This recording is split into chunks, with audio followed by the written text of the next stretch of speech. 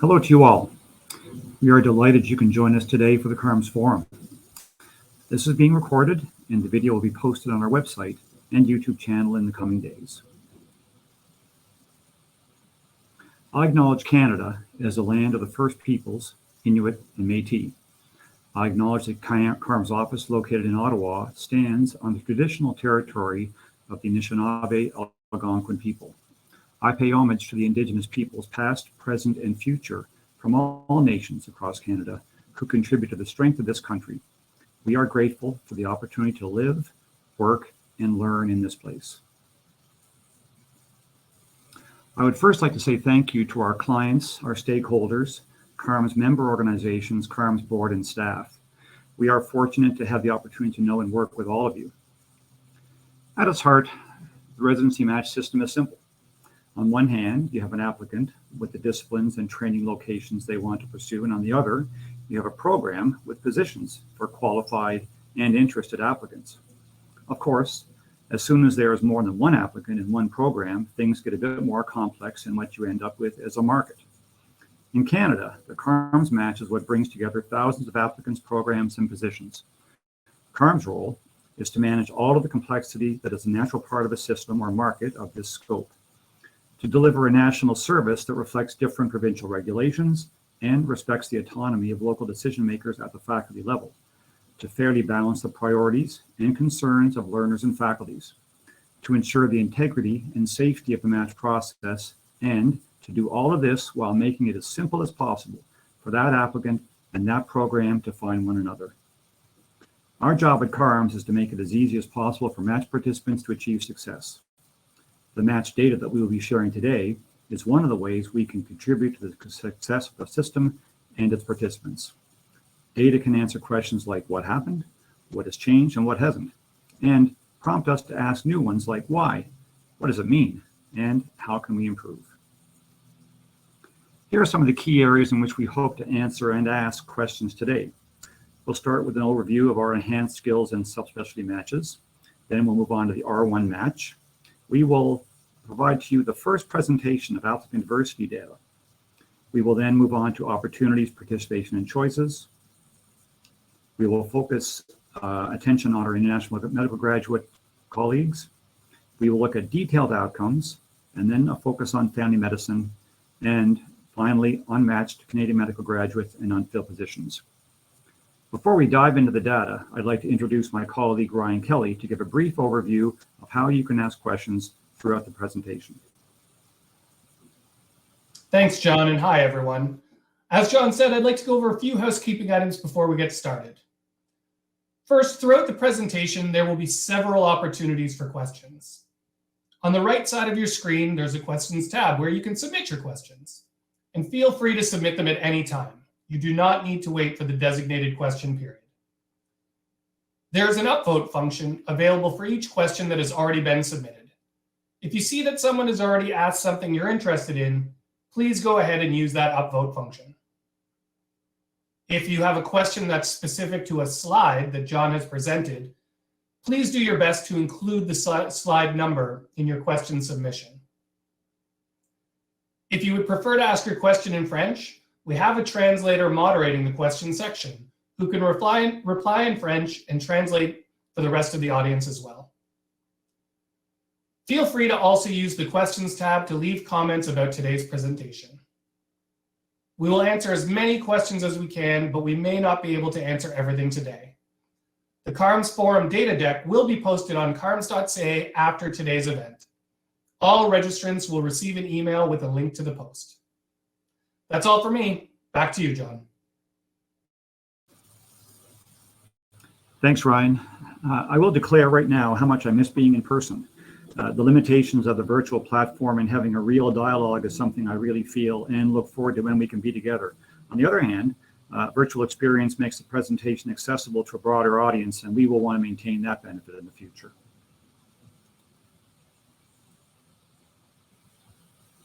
First, we'll look at our enhanced skills and subspecialty matches, starting with the medicine subspecialty match. In this match, applicants seeking to enter a medicine subspecialty, typically from an internal medicine core program. We have two y-axes.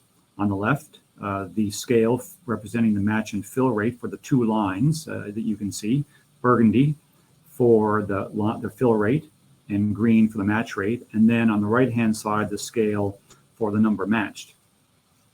In 2022, there were 573 applicants for 567 positions in 21 disciplines. As you can see, there's been a steady increase over the past 5 years in positions and applicants, with a fill rate and match rate quite consistent over those 5 years. Moving on to the pediatric subspecialty match. In 2022, there were 72 applicants, 69 of whom matched, versus 98 in 2021. Those applicants competed in 2022 for 147 positions versus 123 in 2021. So as you can see, the decrease in applicants as well as an increase in positions available has led to a substantially lower fill rate and increased match rate. I can tell you I've had conversations with the chair of the pediatric specialty committee, and that committee is doing some thinking and exploring as to why the number of applicants has decreased this year, and I'll look forward to hearing about those conversations. Then we'll move on to the family medicine enhanced skills match. This is the second year where all Category 1 enhanced skills programs have been included at a national level. The Quebec enhanced skills programs began to be part of the match in 2019. We can now start to do year-over-year trends at the national level.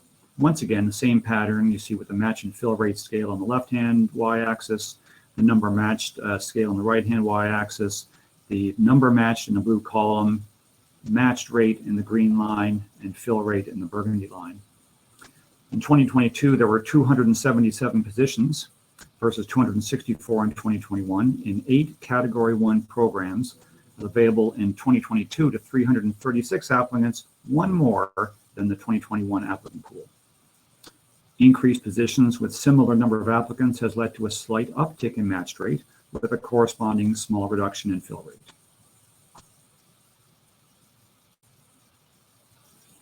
We'll now turn to the R1 match. Here we show the two main cohorts: international medical graduates, or IMGs, those graduating from a school that is listed in the World Directory of Medical Schools, and CMGs, or Canadian medical graduates, those graduating from an LCME or CACMS accredited school. We specifically identify United States medical graduates where we know there is particular interest in that cohort. In any match, applicants begin by registering. They become active applicants by applying to at least one program. Final participants are those who submit a rank order list with at least one rank.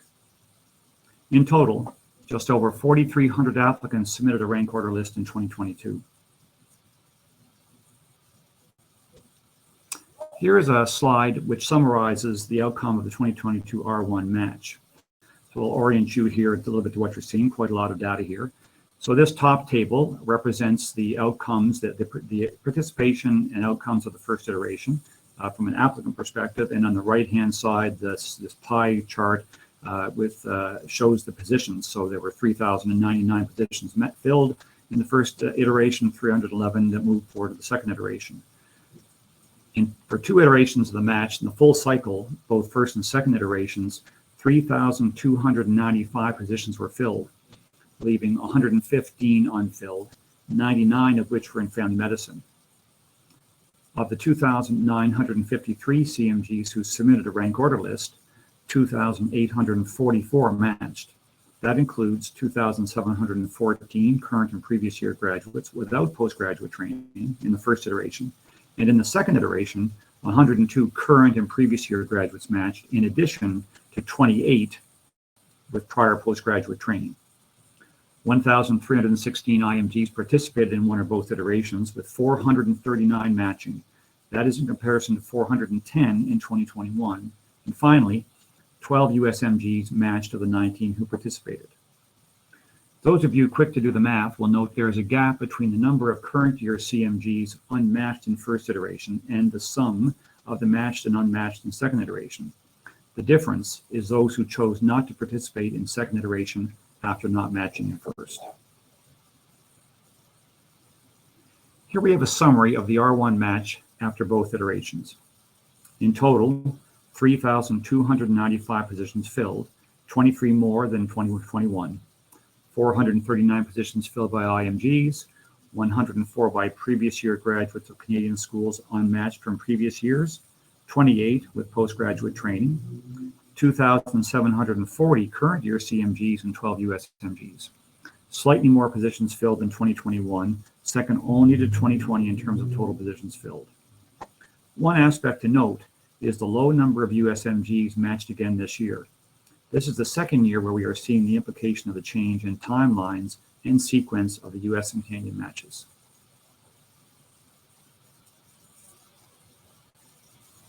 Here is a regional breakdown of the unfilled positions in the orange, the unfilled family medicine positions in blue, current year applicants not matched in green, as well as those unmatched in first iteration choosing not to participate in second iteration in the burgundy. So this regional breakdown is something you'll see more of as we present more material.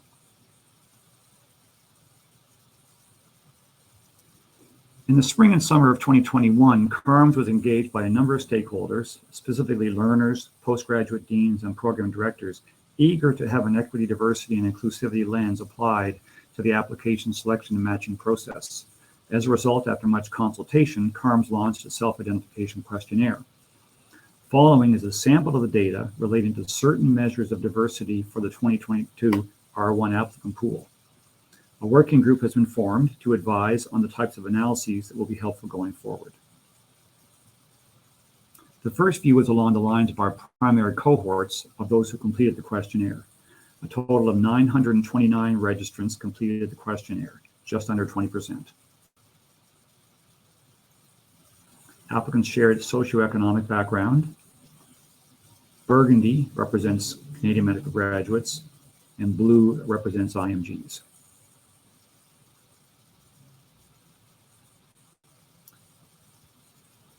Applicants also shared indigeneity,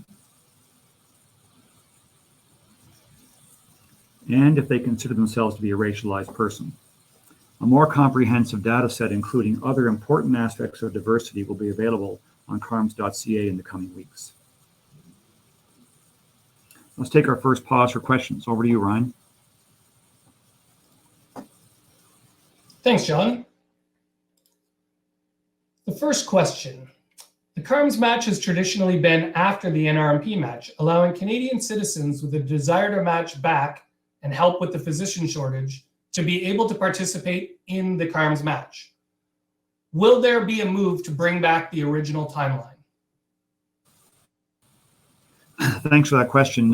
So the answer is that there certainly is that desire to reinstate the sequencing of things that has been the norm, and it's understood. We have heard lots of feedback. I know our stakeholders and colleagues have as well. So that would be the intent. The challenge, of course, has been with the pandemic and many pressures on different aspects of the processes around education. That the timing had to be switched regrettably.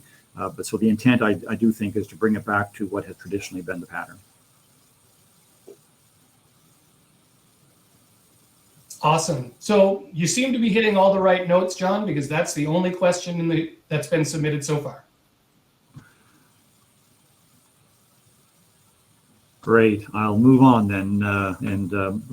This is the nature of the in-person experience where folks are feeling maybe a little bit more compelled to stand up and ask a question. But hopefully, as the presentation goes on, folks will get their juices flowing, and we'll hear some interesting questions. So the next section here, we're going to look at opportunities, participation, and choices. Opportunities, primarily about positions available in entry disciplines at one of Canada's 17 medical schools, and participation of applicants, as well as choices of matched decision makers, both applicants and programs. So participation in quota, we'll see that on the left-hand scale are the numbers of either participants and quota. And in the blue column, you see CMG quota. This includes quota at the 4 Quebec schools where CMG and IMG applicants are both eligible. The burgundy portion of the column represents quota available exclusively to IMG applicants. The burgundy line is IMG participation, and the blue CMG participation. In 2022, we saw a slight reduction in both CMG and IMG participation. Quota for IMG applicants saw the highest number of positions available since 2018, and along with an increase of 32 in CMG quota, there were 3,402 positions available, which is the most available in any R1 match cycle. Now we have a graph with two y-axes. So the left y-axis reflects quota and distinct applicants, and on the right-hand scale are the number of applications. So here we see total number of program applications in relation to quota, which is the green, and distinct applicants. The overall number of applications has increased this year. That increase is driven primarily by increased applications to family medicine and more so by IMGs than CMGs. So this is specific to CMG participants and quota. CMG quota is the burgundy line above the bar. I'm just going to pause. Can people see my cursor here? Yes? No? But how about up here? Perfect. Okay. So now my cursor is in the right place, so I can point you to what I'm talking about. So quota is the burgundy line above the bar. The blue portion of the bar is current year CMG participation. Green is prior year CMG, and the orange circle contains the ratio of available positions to total CMG participation. Given the quota available to CMGs and the number of participants, the ratio of quota participants for 2022 is 1.06. In 2014, there was a substantial increase in CMG participation. It could be said that for 8 years, available quota has been catching up to that increase, so that there is now the highest ratio in the last 9 years, albeit not quite to 2013 levels of 1.08 positions for each CMG participating in the first iteration. In total, quota is up 162 from 2013, or 5.5%, and CMG participation up from 2,698 to 2,900, 7.4%.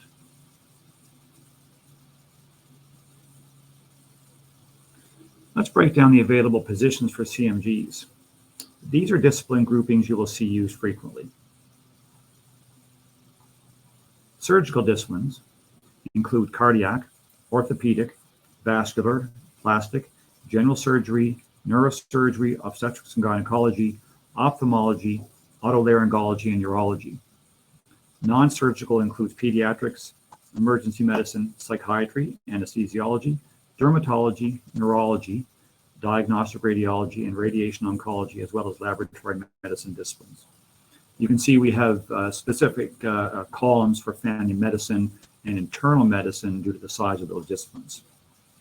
In 2022, there was an increase in overall quota from 30,043 in 2021 to 3,075 for CMG quota. I wanted to point out the increase of family medicine positions from 2013 to 2022. Over those 9 years, there were 154 positions added, or a 12% increase. You'll see these discipline groupings used in a number of situations in the material going forward. Thinking of the decision flow, we now have applicants who have chosen the programs where they would like to apply. Pardon me, programs that decide the applicants they would like to meet for it. Programs then decide the applicants they would like to meet for interviews. This is the third year we have hosted in CaRMS Online an interview notification feature.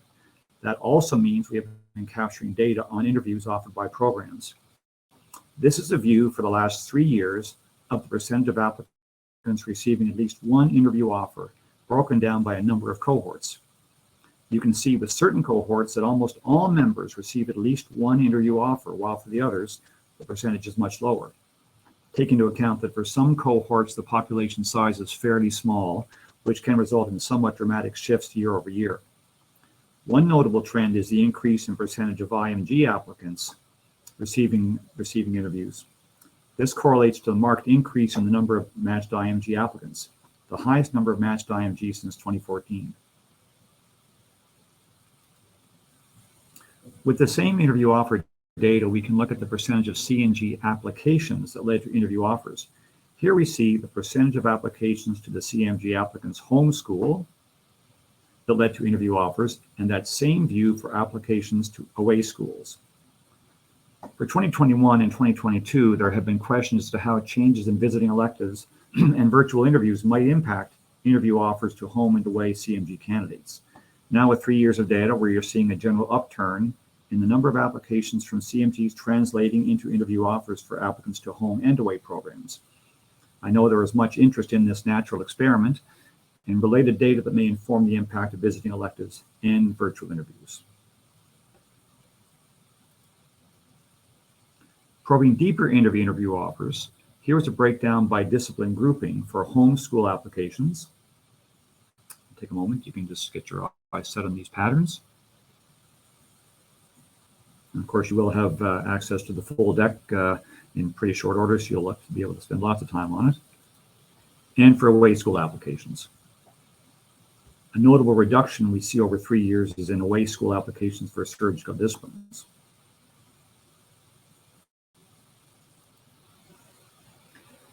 After interviews, both programs and applicants start to think about the biggest factor of all, ranking. An important feature of our Canadian system is that it is safe for all participants to reflect their true preferences in their rank order lists, knowing that by listing their true preferences, they put themselves in the best position to realize their desired outcomes. If you have any questions about that, I encourage you to go to carms.ca and look for how it works, the match algorithm. Here we look at the first choice disciplines for Canadian medical school graduates. That is, the discipline reflected in the #1 rank on their rank order list. Family medicine is in blue, internal medicine green, surgical in burgundy, and non-surgical in orange. A couple of things to point out. One is the highest percentage of CMGs with internal medicine as first choice since at least before 2013. The other is a continued decline in family medicine as a first choice discipline. Given the many conversations on the importance of primary care in the Canadian healthcare system and the challenge for many Canadians in having access to a primary care physician, we'll be shedding more light on family medicine in the context of the application, selection, and match process later in the presentation.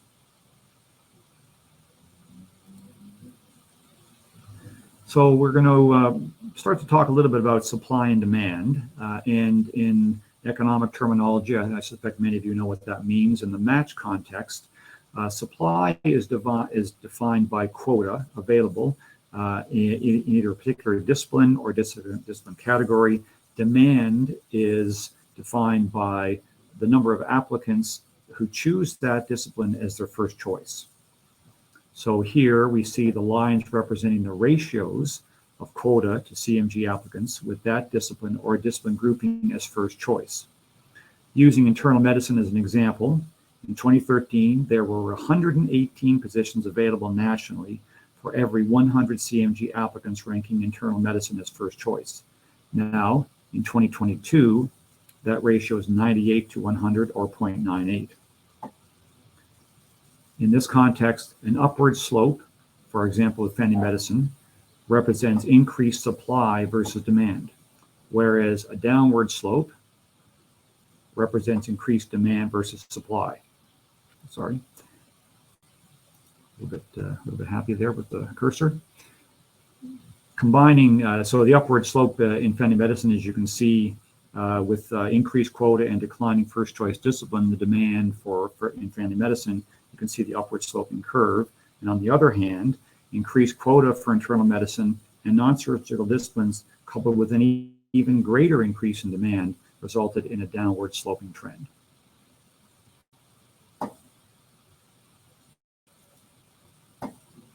Here we highlight the non-surgical discipline category, detailing the disciplines with more than 90 quota with an increased demand versus supply trend from 2013 to 2022, obviously with lots of variation year over year. This is just to help unpack that non-surgical discipline category as to which specific disciplines are driving that increased demand versus supply.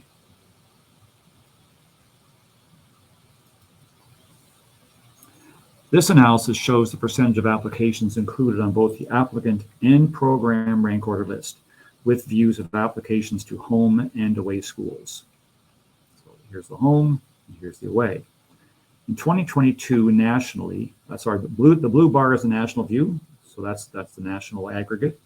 And then each of the four lines representing a region, you can see the color Eastern with orange, Quebec in the green, Ontario in the blue, and Western in the burgundy.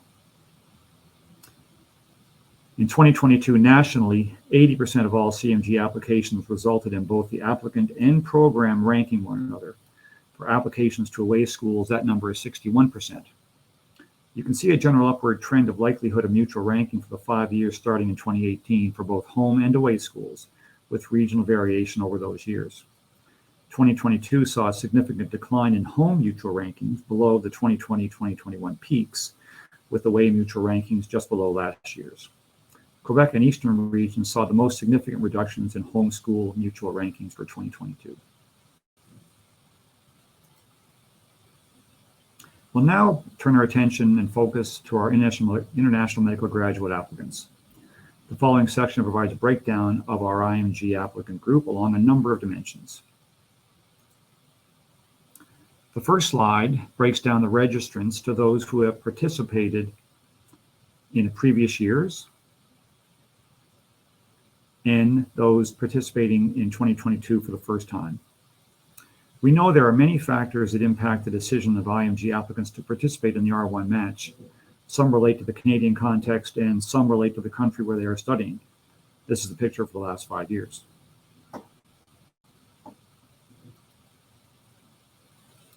Here's a view of IMG participants broken down by the region of their medical school. I certainly don't expect you to absorb all this in the next 20 or 30 seconds.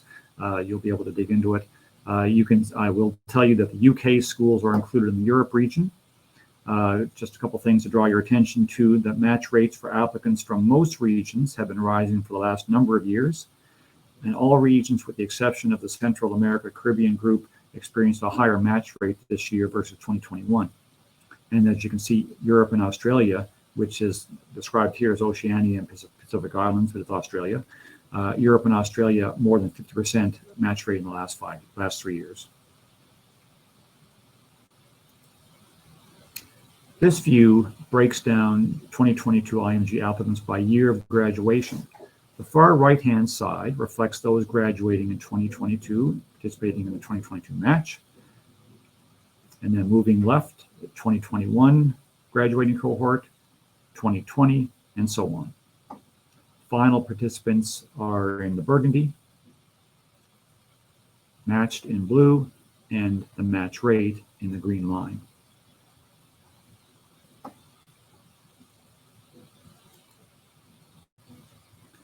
This analysis shows the number and percent matched for IMGs based on the number of years of participation in the match. Note the general upward trend of match percent for all groupings. So the first attempt in 2022 in the blue, those who participated 2 or 3 times, including 2022 in the burgundy, and in the green, those who have participated 3 or more times prior to 2022. I'll turn it over to Ryan for a few questions. Perfect. Thanks, John. And you seem to have hit the right note because we definitely have more questions now. So starting with a question from slide 30. Does slide 30 demonstrate a declining number of CMG applicants of first choice for family medicine, or does it show a reduction of students choosing or going into family medicine in general? So that's slide 30. Hopefully you can see slide 30 right now. Yep. Okay, good stuff. So this represents ranking. But it's a good question around application, and we actually will show some data around the application, particularly in the section on focus on family medicine. But this is specific to Canadian medical graduates choosing one of these disciplines as their first choice. So this is for family medicine in particular, a decline from 38% in 2015 down to 30.7 in 2022. So it is about first choice discipline ranking. Perfect. Thanks, John. The next question is related to slide 26. Do you think the rising trend of IMGs securing interviews and residency positions will continue? One thing I am not is a forecaster around something like this, especially when the decision making is not mine, are not my decisions to make. One of the reason why we have provide the interview data is that it may help shed light into some of the decision making processes. There is obviously a natural limit to how many interview offers will be offered. 100% would be the cap. So there's some room to grow, but in terms of prediction, I really wouldn't want to go to forecasting. What are the strongest factors that prevent programs from offering interviews to IMG applicants? Well, I can only tell you, what I have heard, and it is not in any way definitive. And maybe others. I'm not sure if there's a way in the question function for people to make comments about that. But it's a resource issue in some respects. They also have to decide how many people they need to interview in order to ensure they fill their positions. I think in large measure, the programs that I have spoken to, want to interview as many applicants as possible. But there are limitations in terms of resources and just what is possible in order to make sure that they do fill their positions with qualified candidates. Perfect. And we've got one more question that's more of a process related question, but I think it's a good opportunity as we annually answer this question. Can you comment on IMG versus Canadians studying abroad? Well, the IMG, as defined in the match process, are those who, as I mentioned earlier, are graduates of a school in the World Directory. CSA is not an eligibility criteria or something that is used in terms of the match process or in any of the information we gather as CaRMS for the purposes of sharing through the file review process with programs. So, I know CSAs are something that folks talk about, but from a match process perspective and from a CaRMS perspective, it's not something that we refer to or measure or really talk about in relation to IMGs, which is the group that we focus on in terms of a cohort. That's great. Thanks, John. And that will be it for this question period. Okay. Thanks, Ryan. Thanks, folks, for those questions. Really appreciate it. Brings a lot of richness to the conversation. We'll move now on to detailed outcomes. And we'll look first at a standard outcome measure, which is the percentage of CMGs matched to first choice discipline. And you'll see our four familiar discipline groupings with the percentage of CMG applicants ranking one of these disciplines or discipline groupings as their first choice who match to that discipline. I expect there isn't much surprise with these outcomes given the supply-demand trends we saw previously. 99% or more of CMGs who ranked family medicine as their first choice matched to family medicine since 2013. With percentage of applicants choosing internal medicine as first choice, it's been matching to IM from 95% in 2013 down to 89% in 2022, which maps pretty closely to the increased demand versus supply trend we saw earlier. And then matching to surgical and non-surgical disciplines as first choice, also tracking the supply-demand curve for those discipline groupings. In practical terms, what that means is that in the aggregate, more applicants are pursuing disciplines with more demand than supply, creating, at least for those disciplines, tighter competition. However, applicants are also broadening their interests, including more disciplines in the rank order list. This is why we see a fairly consistent match rate among CMGs. Remember what I said earlier, it is safe to express true preferences. It's also okay to include all training opportunities of interest in an applicant's ROL.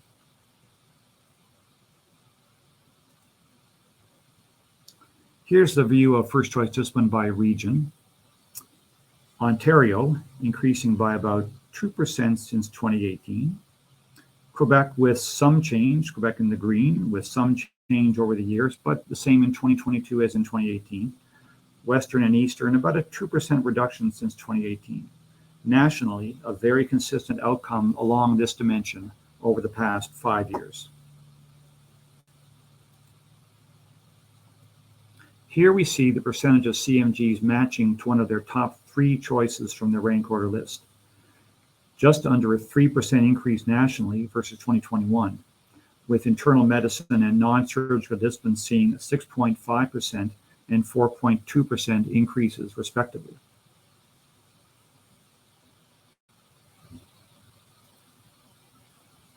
Here's a view of mobility nationally, which is the ratio of Canadian medical graduates matching to their home school in the burgundy, within the province in the blue, and outside province in the green. Those ratios continue much the same in 2022 as in the past number of years. With the level of change in the factors and decision influences over the years, it's quite interesting to me to see this level of consistency at the national level.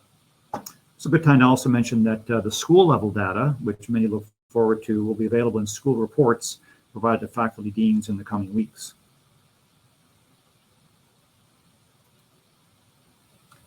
Here's a regional breakdown, more detailed of that previous view. So this is a view by region, showing applicants from each region and the region they match to. Western region in the burgundy, Ontario in the blue, Quebec in the green, and Eastern region in orange. So taking Western region as an example, in 2022, 654 Western region applicants matched to a Western region school, 124 to an Ontario school, 5 to a Quebec school, and 35 to an Eastern region school. Looking at the regional level, since 2018, there is no region with a definitive trend up or down for the numbers matching either within the region or to any particular other region. So in my estimation, that is what I would call normal variation.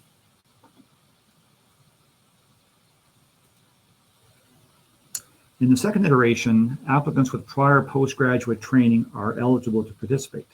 This is sometimes referred to as transfers, although applicants can include those not currently in training. In this slide, we have the number of participants in green, blue are the matched participants, burgundy unmatched, and then the orange line is the match percentage.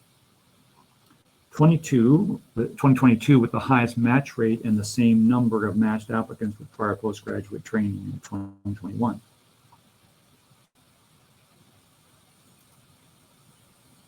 Now I want to turn our attention to a focus on family medicine, with many important conversations occurring, and this will actually answer some of the questions around applications to family medicine. We are highlighting family medicine in this year's presentation. So first we'll look at unfilled family medicine positions by region over the last 5 years. This is after second iteration, because these are positions that are unfilled. Let's begin here, and this is broken down by region. So in total, we had 65 in 2018, 33 in 2019 in total nationally, 49 in 2020, 89 in 2021, and 99 in 2022. It is worth noting here that there have been changes in some provinces over the past few years relating to combining or continuing to separate Canadian medical graduate and international medical graduate streams in the second iteration.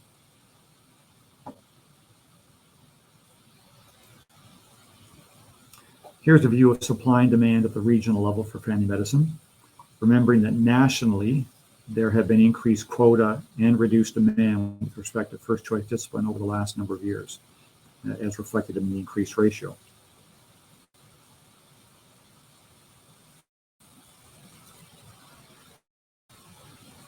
Here's that look at program applications that was asked earlier. So important to note that along with first choice discipline, applications and ranking are important indicators of interest, ranking in any place in the rank order list. More than 70% of applicants, so 3,352 distinct applicants, have applied to at least one family medicine program in 2022. That being said, the number of applicants has declined over the past number of years.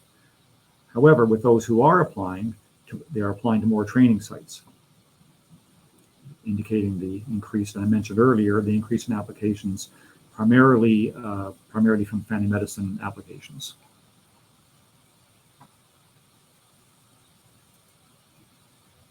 Here's a busy slide, which I'll unpack. So we just saw the number of applications and number of applicants and applications. Now we see how many of those actually ranked family medicine, whether or not as first choice. I'm sometimes asked if I have any advice for applicants. My only advice ever is really to rank what you're interested in, don't rank what you're not. Ranking is the ultimate indicator of interest. So here we have 3 cohorts: CMG cohort, IMG cohort, and USMG cohort, and then the total. For each, the number and percent matched to any discipline. So again, these are applicants who rank family medicine and their match status, whether it's to family medicine or any other discipline. So CMG consistently at or above 96% match rate for those ranking family medicine, and the last 3 years above 97%. IMG match percent for those ranking family medicine climbing to above 30% in 2022. And now the total number of, so as I mentioned earlier, there has been a decline, and now the total number of applicants ranking family medicine declining since 2019, as you can see, from 3,251, an increase in 2019, and now down to below 3,000.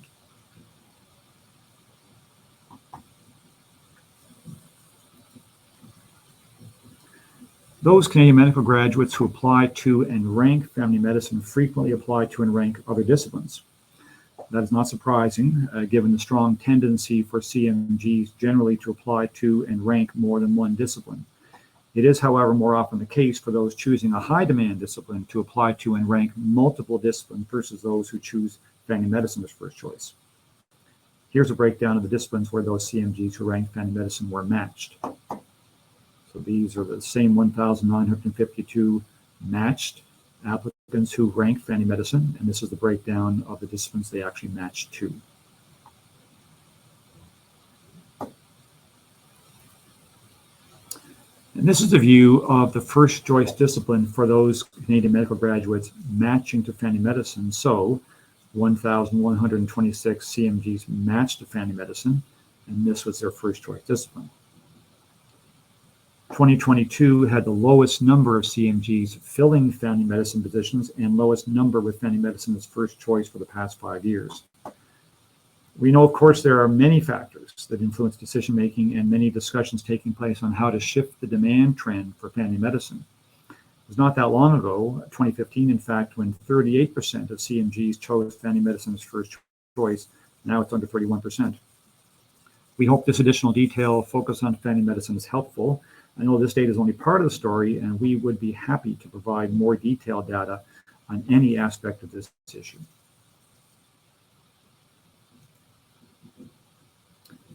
We now turn our attention to unmatched Canadian medical graduates and unfilled positions.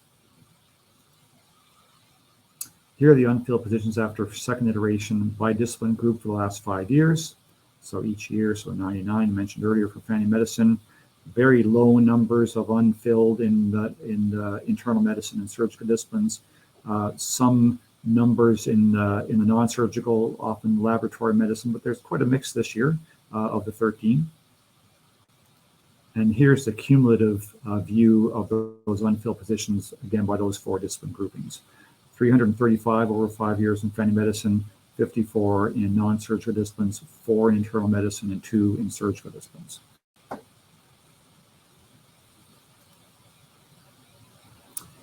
This is the view of unmatched current year Canadian medical graduates after second iteration.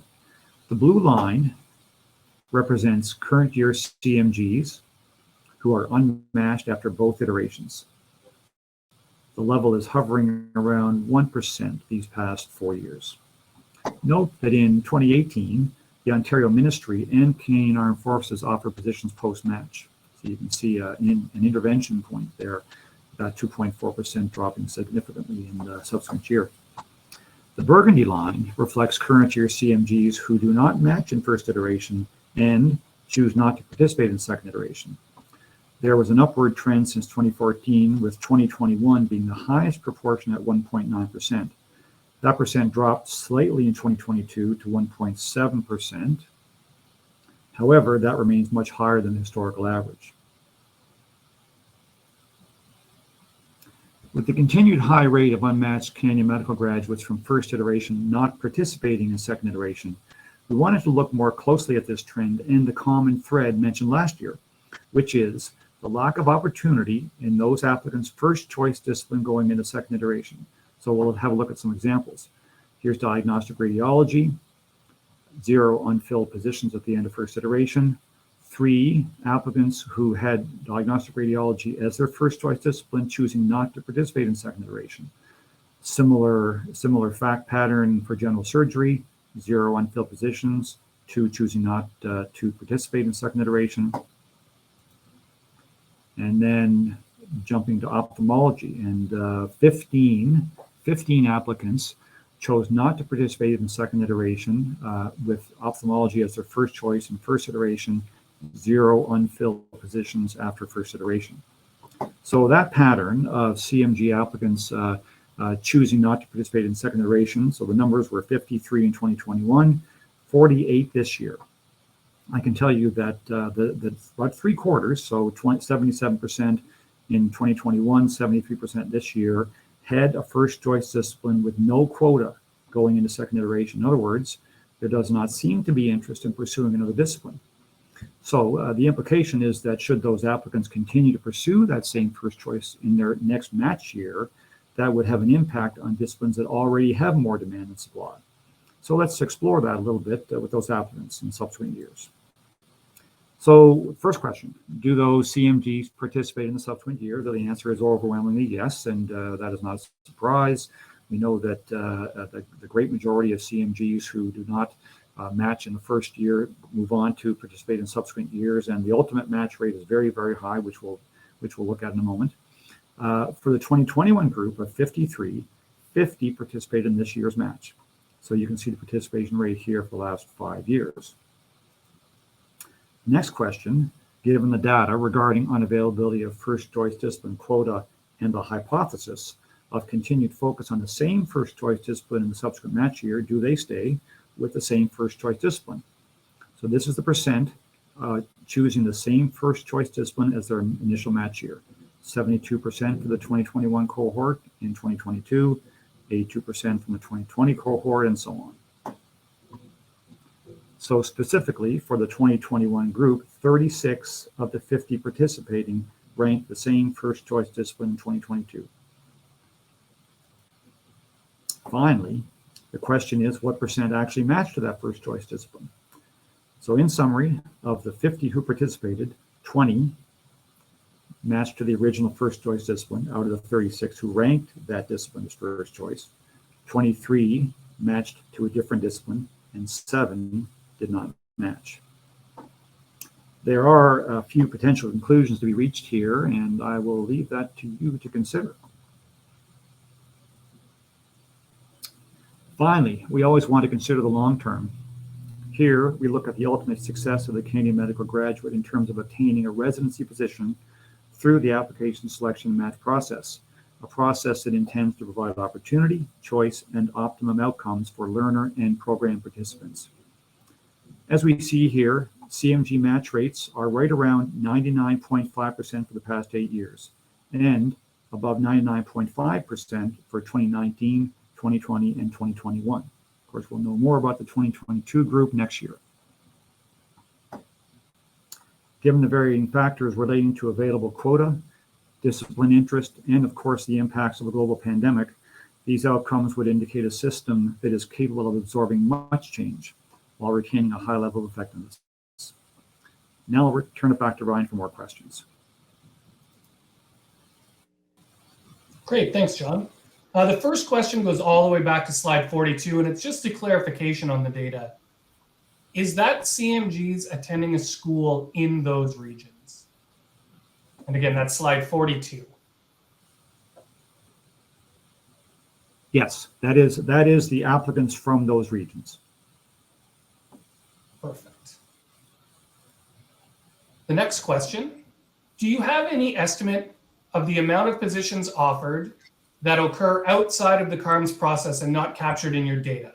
For example, PGME approved transfers for current residents, post-match process, other opportunities that may be out there. Thanks for the question. So the transfers that occur, well, first off, there are quote unquote transfers that occur through the match, and that is the second iteration that this year includes 28 who matched. We know there are processes involving the postgraduate offices where they try to accommodate a variety of different circumstances and help folks find their best path for whatever reason. And I don't have the numbers on that. I hear the conversations. I don't know what the numbers are. I don't think they're huge, and they're not entry level positions. So it's not part of the R1 match per se. But I couldn't give you a good number. And sorry, the other part of the question. Oh, the PMP, the post-match process. Very few positions are filled through the post-match process. Perfect. Thanks, John. And before we get to the next question, just for our audience, this is the last live question in the question bank. We've got approximately 10 more minutes to answer. So if you have any questions, this would be a great time to submit them. So this question is in relation to slide 57.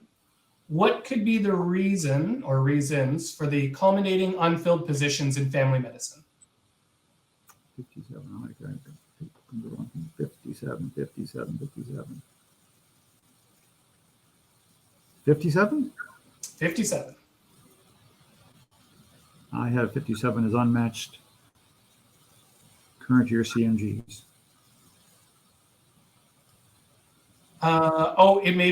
It may be a misentry. I believe he's referring to question 56 or slide 56. 56, gotcha. Okay. So the question was, sorry? What could be the reason or reasons for the culminating unfilled positions in family medicine? Oh boy, I think if you could answer that question, you would have a lot of people paying attention to you. I think there's all kinds of reasons. I'm not qualified to really speak to the various motivations and ways in which family medicine positions, are filled versus unfilled. I know there's lots of conversations in the media. I've talked to our learners.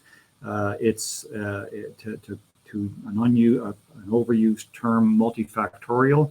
But I can tell you that our data and potentially some simulations that we might be able to help with around what might cause a shift in that demand trend. We would be very pleased to be part of that kind of thinking and simulation. So we're looking at slide 58. So we're in that neighborhood right now. The question about the first choice discipline of CMGs matching in second iteration refers to matching to their first choice discipline or any discipline. It was their first choice discipline. Whether or not they matched a discipline or not is a different matter. So it is matching, and that was their first choice discipline.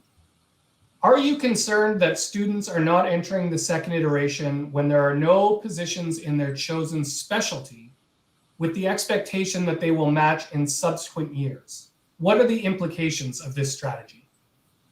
Well, as I mentioned, the implications are that it creates even more pressure on disciplines that have high demand in the first place, and it's not necessarily my concern. It's my observation, I suppose.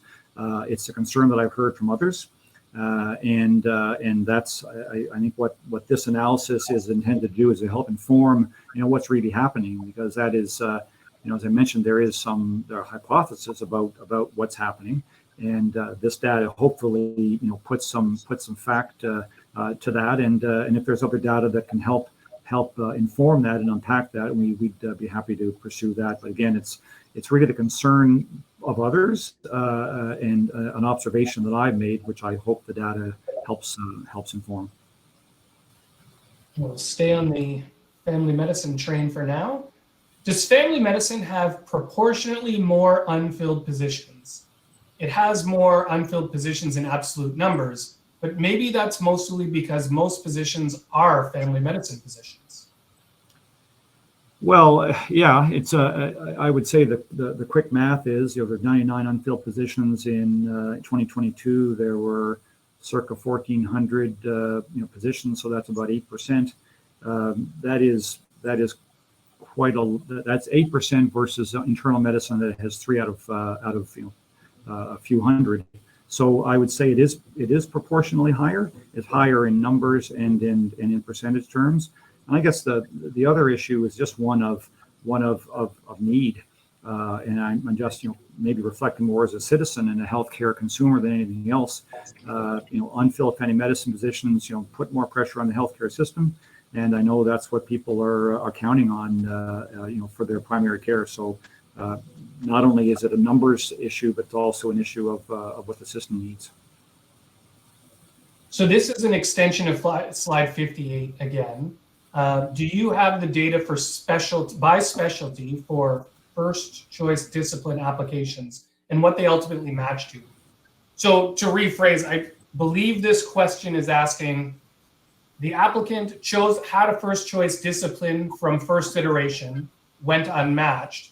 Have we mapped to what discipline they ultimately match to in second iteration to show people staying in their quote unquote desired career path, or accepting another discipline because their career path may not have been available?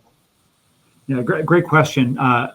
It's not in the presentation deck, but there is a slide in the supplementary data that'll be shared later on today that actually speaks to the number of CMGs who changed their first choice discipline in second iteration. So I think that does inform it. But none of the data we have right here today gives me that snap answer. It's possible to map that, but I do think that one slide will give an indication of how many actually stay with that first choice discipline into second and how many change. In my recollection, it's about 67% change first choice discipline in the second iteration. And that's all for the questions, John. Great. Well, listen, thanks, folks, very much for joining us. We're going to let you get back to your day, but really appreciate your attending. The data will be available to you before the end of the day. We are here for any information you think is worth pursuing. You just give us a call. Go to the CaRMS.ca, and there's a data request form in there. We are pretty close by email and phone. Myself, Ryan, the team here, always happy to engage in conversations and provide you with the information that helps you in your work. Thanks very much, folks. Take care.